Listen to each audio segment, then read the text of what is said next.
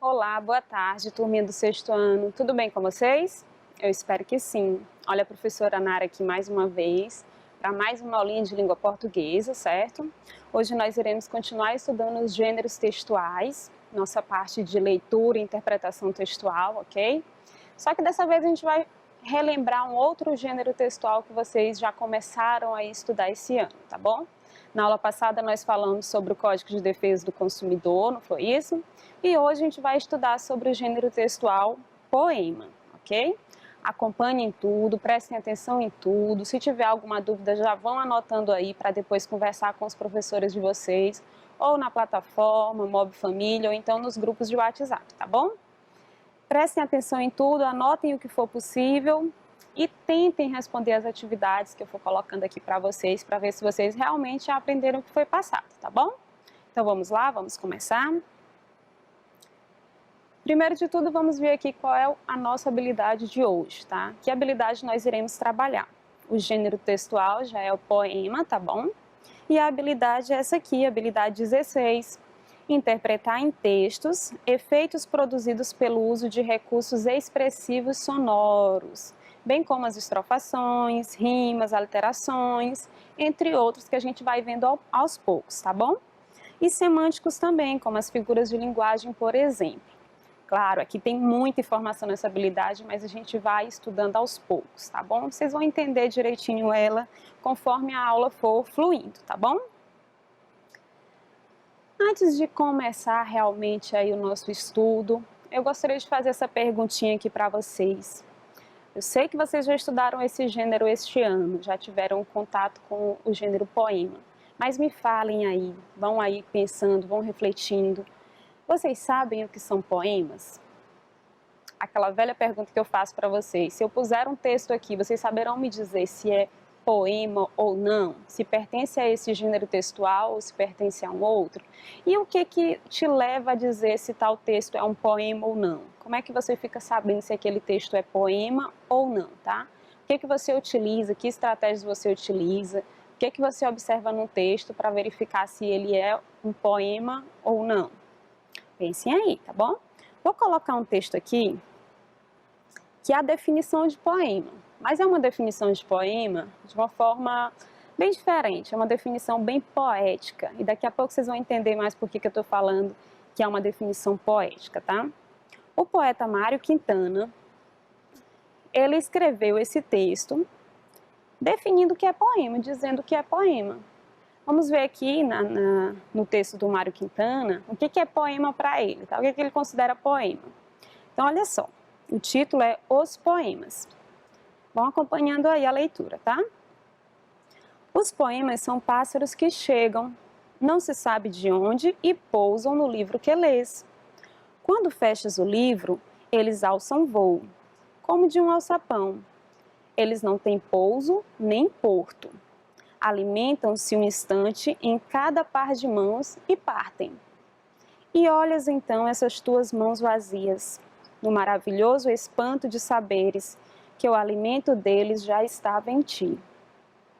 E aí, vocês conseguiram entender? Para o Mário Quintana aqui, o que é o poema, tá?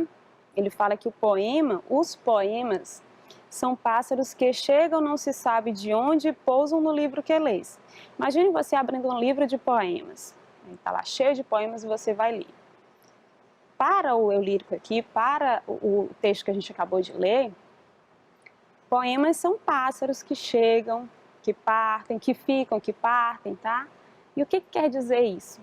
E aí eu já quero que vocês já comecem a pensar. Nota que aqui a linguagem já é um pouquinho mais diferente. Ah, professora, eu não entendi o que ele quer dizer com os poemas serem pássaros. Como assim? O que isso quer dizer? Vai refletindo aí, tá? Essa aqui é uma definição poética, como eu falei para vocês. Uma definição mais artística, tá? Mais sentimentalista, mais emotiva.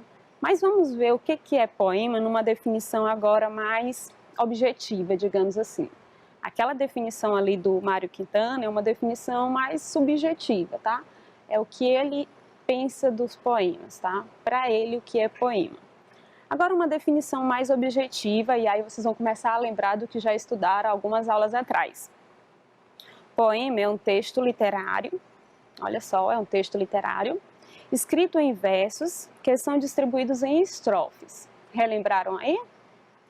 Por que eu falei textos literários, tá? A gente tem uma divisão dos nossos textos em textos literários e textos não literários. Digamos que os textos literários são aqueles que envolvem a subjetividade, tá? O eu. E os textos não literários são aqueles textos mais objetivos.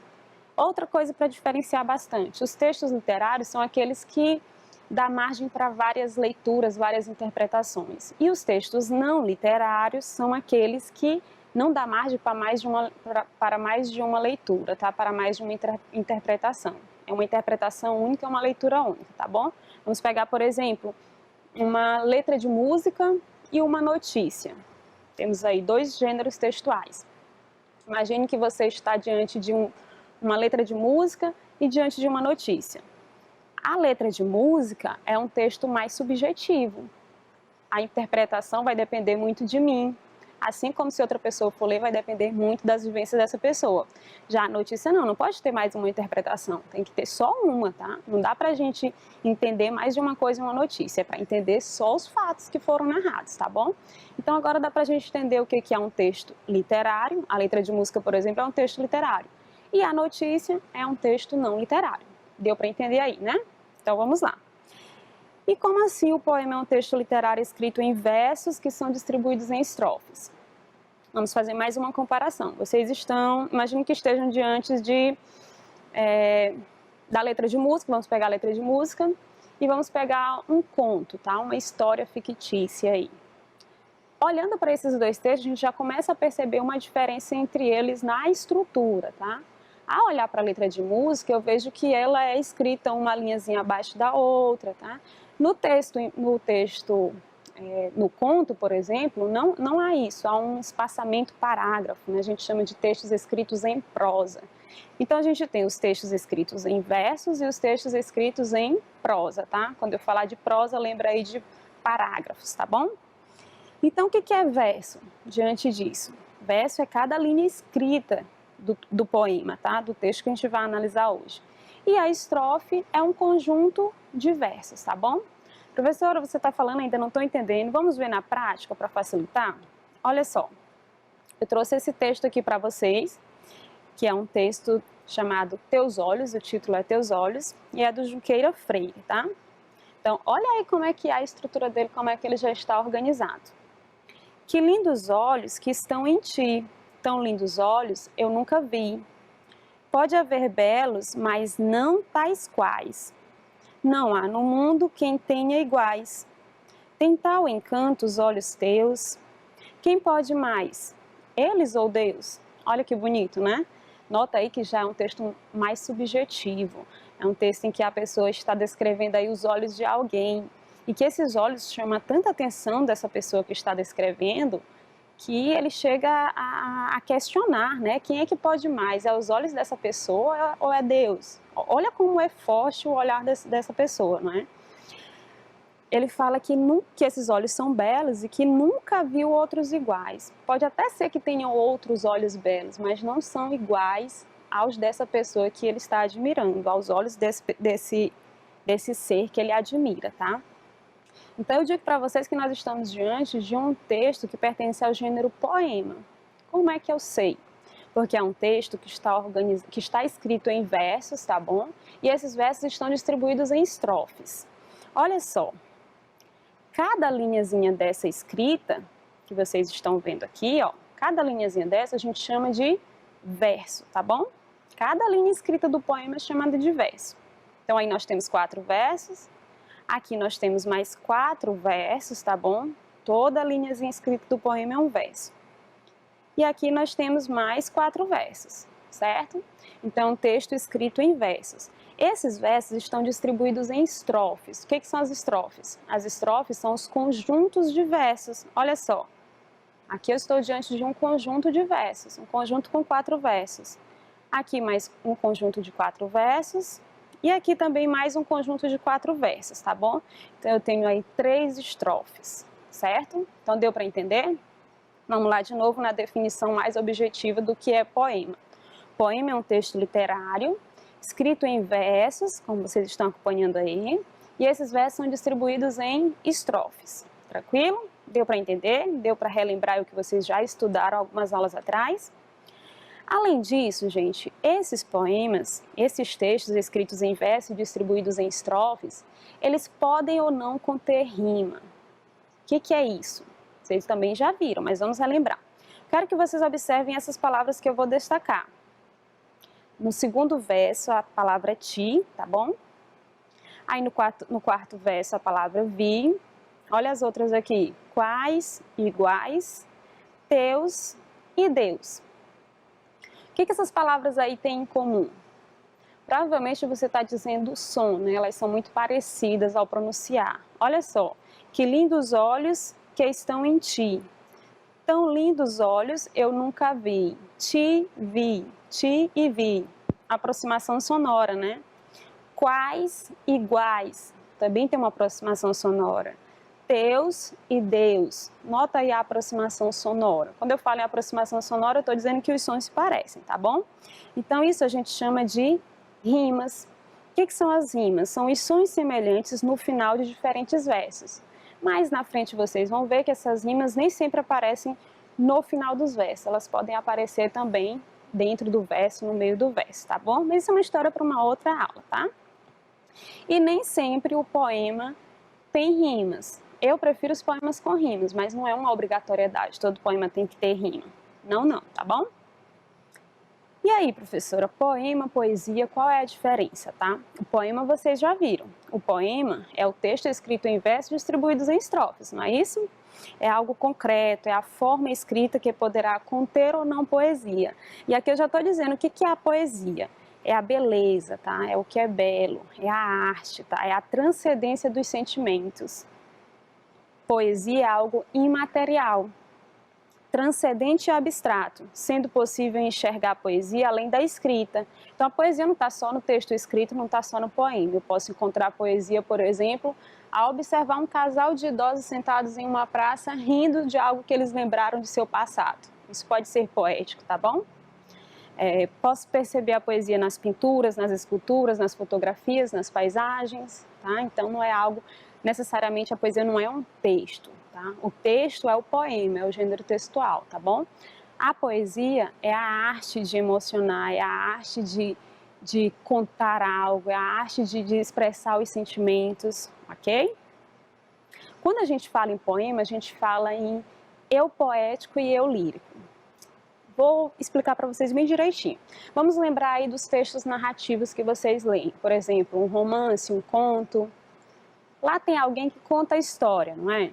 Quem conta a história a gente chama de narrador, não é isso? No caso dos poemas, a gente não chama de narrador, a gente chama de eu poético ou eu lírico. Quando vocês virem uma dessas duas, vocês já estão sabendo. A expressão eu poético, eu lírico, está querendo falar da voz que fala no poema, tá? O que é o eu poético e eu lírico? É a voz que expressa a subjetividade do poema, tá? É a voz ali do poema. Não entendi ainda, professora. Vamos para um exemplo aqui bem concreto, tá bom? Estou falando de eu lírico, de eu poético, para que vocês não confundam com o poeta. Existe o poeta e existe a voz que fala no poema. Essa voz a gente chama de eu poético ou eu lírico, tá bom? Olha esse poema aqui do Vinícius de Moraes. Se chama A Porta. Presta bastante atenção que você vai entender a diferença de poeta para eu lírico, tá? Eu sou feita de madeira, madeira, matéria morta. Mas não há coisa no mundo mais viva do que uma porta. Eu abro devagarinho para passar o menininho. Eu abro bem com cuidado para passar o namorado. Eu abro bem prazenteira para passar a cozinheira. Eu abro de supetão para passar o capitão. Só não abro para essa gente que diz: a mim bem me importa que se uma pessoa é burra como uma porta. Eu sou muito inteligente. Eu fecho a frente da casa, fecho a frente do quartel, fecho tudo nesse mundo, só vivo aberta no céu. Olha que bonitinho, não é? O poeta que escreveu esse poema aqui foi o Vinícius de Moraes, tá bom? Então, o poeta é o Vinícius de Moraes. Mas quem é a voz que fala no poema? É o Vinícius de Moraes? Não, tá? Então, nem sempre o eu lírico vai coincidir com o poeta, tá? O poeta é o Vinícius de Moraes, mas o eu lírico é uma porta. O Vinícius de Moraes deu voz a uma porta, então a voz que fala no poema é a voz de uma porta. Olha que bacana. E aí tá o legal dos textos literários, né? Eles nos permitem, o que a gente chama de licença poética, né? Eles nos permitem dar vida a seres inanimados, por exemplo, dar voz a uma porta. Ok? Então, deu para entender aí a diferença de poeta para eu lírico, não deu? Sempre que vocês estiverem na dúvida, lembra desse poeminha aqui do Vinícius de Moraes. O poeta foi quem escreveu o poema. O eu lírico é a voz que fala no poema. Muitas vezes está bem clara, a gente vê logo que é a porta, ela já começa dizendo: eu sou feita de madeira, madeira, matéria morta. E aí ela vai dizendo tudo que ela faz, o que ela deixa de fazer, das pessoas que ela gosta e de quem ela não gosta. Muitas vezes não aparece bem explícito assim, mas a gente pode identificar como uma voz masculina, uma voz feminina, tá bom? Então deu para entender a diferença aí de poeta para eu lírico, ok? Vamos falar agora, pessoal, das figuras de linguagem nos poemas, tá?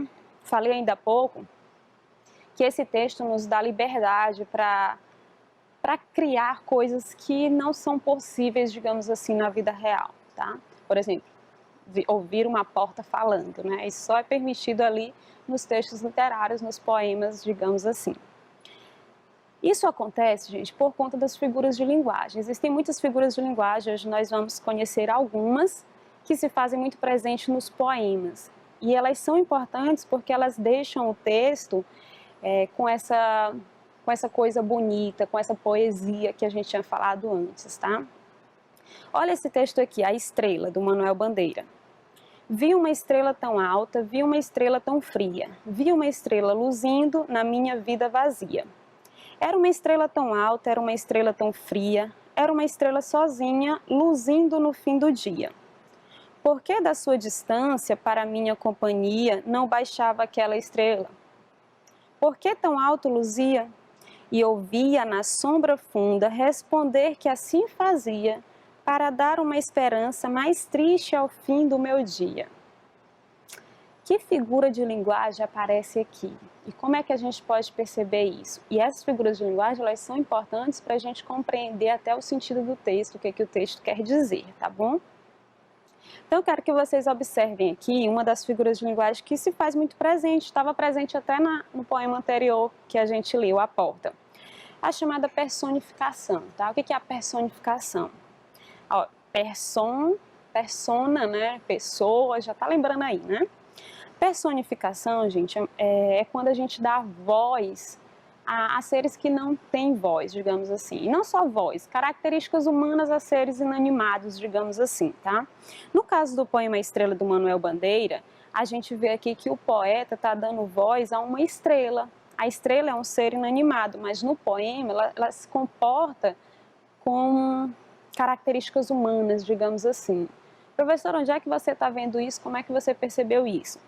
Observa, pessoal, lá na última estrofe. Nas primeiras estrofes ele está falando que viu uma estrela, que essa estrela ficava muito alta, que brilhava muito alto e tal, e ele questiona por que essa estrela está tão distante, por que ela não se aproxima mais dele, né? Na última estrofe ele vai dizer que a estrela respondeu para ele quando ele perguntou: por que você fica luzindo tão alto, né? Por que você está tão distante? Aí a estrela respondeu que assim fazia, né? Que ficava tão distante assim, para dar esperança mais triste ao fim do meu dia, ao fim do dia do eu lírico, né? Do eu poético aí no poema. Então, olha só, você imagina que a estrela está falando com o eu lírico. Isso aí é a personificação, tá? O poeta que, ao escrever o poema, deu voz, digamos assim, a essa estrela, deu características humanas a um ser não humano, tá bom? Então, quando vocês lerem os poemas, procurem observar se tem personificação ou não, tá bom? Olha esse outro poema aqui, o Leão. Leão, leão, leão. Rugindo como trovão, deu um pulo e era uma vez um cabritinho montês. Leão, leão, leão, és o rei da criação. Tua goela é uma fornalha, teu salto uma labareda, tua garra uma navalha, cortando a presa na queda. Quando você olha aqui para esse poema também do Vinícius de Moraes, a gente já percebe aqui duas figuras de linguagem que eu também quero que vocês aprendam e observem muito nos poemas. É a chamada comparação e metáfora. Trouxe elas juntinhas aqui porque elas têm uma aproximação e eu quero que vocês entendam bem, tá?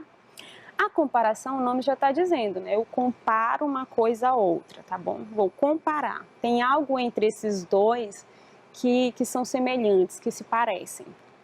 Então, quando ele diz assim, ó, rugindo como o trovão, ele está comparando o barulho que o leão faz ao barulho do trovão. Então, há uma comparação aí. Como é que a gente percebe essa comparação? Por meio dos elementos comparativos. Como, qual, feito, parece, às vezes a gente usa a palavra parece, né, para dizer fulano parece com cicrano, digamos assim. E aqui nesse verso a gente tem aí o como. Essa palavrinha, esse elemento que a gente chama de elemento comparativo, ele está comparando o som que o leão faz ao som do trovão. Então aqui a gente tem um exemplo de comparação. Lá mais embaixo, notem esses versos. Tua goela é uma fornalha, teu salto uma labareda, tua garra uma navalha. Nesses três versos aqui, a gente tem também uma comparação, tá? Mas essa comparação, ela não aparece mais com os elementos comparativos. Então, quando eu tenho uma comparação sem os elementos comparativos, que é a palavra como, feito, qual, que nem, parece, quando não aparecem esses elementos que dão ideia de comparação, aí a gente não chama de comparação, a gente chama de metáfora, tá bom? Deu para entender aí? São muito parecidas as duas, né? Aí você foca sempre nesses elementos comparativos. Se aparecer o elemento comparativo, você já sabe que está diante da comparação. Se não aparecer, está diante de uma metáfora, tá bom? Vamos para a nossa leitura e tentar fazer algumas questões, vamos ver se dá tempo a gente fazer. A Namorada, poema de Manuel de Barros. Havia um muro alto entre nossas casas, difícil de mandar recado para ela. Não havia e-mail. O pai era uma onça. A gente amarrava o bilhete numa pedra presa por um cordão e pichava a pedra no quintal da casa dela. Se a namorada respondesse pela mesma pedra, era uma glória. Mas por vezes o bilhete enganchava nos galhos da goiabeira e então era agonia. No tempo do onça era assim. Legal, né, esse poema? Vocês conseguiram compreender aí direitinho? Vamos ver, né? Vamos ver aqui nas questões se vocês conseguiram compreender, tá bom? Então vamos lá. A primeira questão já diz o seguinte. No poema Namorada de Manuel de Barros, o eu lírico, lembra? Eu lírico é a voz que fala no poema, tá? O eu lírico anuncia o quê, gente? O que ele está anunciando ali? Que a mãe da moça dificultava a comunicação entre eles? Era a mãe da moça? Que ele se comunicava com a namorada por bilhete? Que a namorada sempre recebia a mensagem que ele mandava? Ou que o pai da moça aprovava o namoro? E aí? Voltando lá para o texto, o que a gente percebe? Havia um muro entre nossas casas, então aí já começa a dificultar a comunicação entre eles. Difícil de mandar recado para ela. Não havia e-mail naquela época. O pai era uma onça, olha só, o pai era uma onça. Provavelmente esse pai não aprovava o namoro, então a gente já elimina ali uma alternativa. A gente amarrava o bilhete numa pedra presa por um cordão e pichava a pedra no quintal da casa dela. Se a namorada respondesse pela mesma pedra, era uma glória, ó. Se, tá? Nem sempre ela recebia essa mensagem ou respondia, né? Mas por vezes o bilhete enganchava nos galhos da goiabeira e então era agonia. No tempo do onça era assim. Então, pessoal, no poema Namorada, de Manuel de Barros, o eu lírico anuncia que se comunicava com a namorada por bilhete. É a única alternativa aí que a gente pode assinalar como correta, não é isso? Não fala na mãe se ela dificultava ou não. Lá não diz que a namorada sempre recebia a mensagem, às vezes respondia, às vezes não, dá pra gente entender isso. E não dá pra gente dizer que o pai aprovava o namoro, porque ele diz lá que o pai era uma onça. E o que quer dizer o pai era uma onça? A gente vai já ver isso, tá bom? Segunda questão. Que verso do poema, pessoal, conta o que dificultava ou o que impedia a comunicação entre os namorados. Aí eu listei aqui nas alternativas os versos do poema, tá? Qual é o verso que mostra o que dificultava ou o que impedia a comunicação entre os namorados? É o verso Era uma Glória? Nada a ver, né? O pai era uma onça? Será? No tempo do onça era assim? Ou letra D, mais por vezes o bilhete enganchava nos galhos da goiabeira? A questão está querendo o verso do poema que mostra o que dificultava ou o que impedia a comunicação entre os namorados. E aí, com certeza, vocês já disseram aí que é o pai era uma onça, esse verso. Por que esse verso? Vocês já ouviram alguém dizer assim, fulano é uma onça? O que quer dizer com isso? Aí lembra lá das nossas figuras de linguagem, né? Estou fazendo uma comparação aqui, mas não tem o meu elemento comparativo, então eu estou diante de uma metáfora. Quando eu digo que o pai era uma onça, eu estou querendo dizer que provavelmente ele era bravo, que provavelmente ele não aprovava ali o namoro. Então, se o pai era uma onça, era alguém difícil de lidar, então essa comunicação entre os namorados não ia acontecer, certo? Ou era uma dificuldade enorme para conseguir falar, tá bom? Deu para entender aí? Por isso que é importante vocês compreenderem ali as figuras de linguagem e o sentido delas no texto, né? O que essa figura de linguagem quer dizer? Por que ele utilizou assim e não de outra forma? Terceira questão, pessoal. Que versos do poema apresentam a estratégia que o eu lírico utilizava para se comunicar com a namorada? Olha só, se o pai era uma onça, eles não podiam se comunicar assim facilmente, né? Era muito difícil. Então, qual foi a estratégia que o eu lírico utilizou para se comunicar com a namorada? E aí vocês já sabem, né? Bom, os versos em que o eu lírico diz o seguinte: a gente amarrava o bilhete numa pedra presa por um cordão. Olha aí, amarrava um bilhete a uma pedra presa por um cordão e pichava a pedra no quintal da casa dela. Então imagina ele amarrando o bilhetinho, né, na pedra, no cordão, jogando lá para o lado do muro da moça. E aí ia esperar ela ler e ela responder da mesma forma, tá? Então essa foi a estratégia utilizada, ok, pessoal? E aí, só para a gente finalizar a quarta questão, qual verso do poema apresenta uma metáfora? Já sei que vocês já responderam porque estão prestando atenção e viram que há umas questõezinhas atrás eu falei sobre isso, né? E é exatamente a letra B, não é isso? O pai era uma onça. Aí tem uma metáfora, aí tem uma espécie de comparação sem os elementos comparativos, tá? Eu estou comparando aí o jeito do pai, né, de ser bravo, de ser difícil de lidar, de não gostar muito ali da aproximação, de você querer manter a distância. Eu estou comparando tudo isso a uma onça, tá bom? A onça é algo que a gente não chega muito perto, não é? Então deu para compreender, pessoal, até aqui? Espero que vocês tenham compreendido, que tenham gostado. Qualquer dúvida, fala aí já com o professor de vocês ou com a professora, tá bom? A gente se vê na próxima aula. Tchau, tchau!